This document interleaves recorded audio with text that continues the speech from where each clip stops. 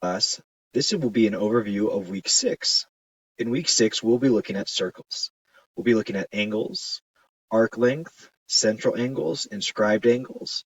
And the way this ties back to what we previously learned in week 5 is that in week 5, we focused on triangles. So we looked at an angle and a triangle. We found missing sides. We used those missing sides to find missing angles.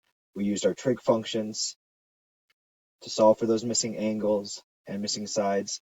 And now this week we are going to be looking at circles. With circles, we're going to be looking at central angles when our angle is in the center of our circle, inscribed angles when our vertex is on the circumference of the circle, the arc length, which is the outside of the circle, and then the sector area, which would be the area that is within that angle. So the key purpose of this week's unit is to understand how we can use angles, missing sides, to solve for, again, missing angles or missing sides, but this time we're using circles.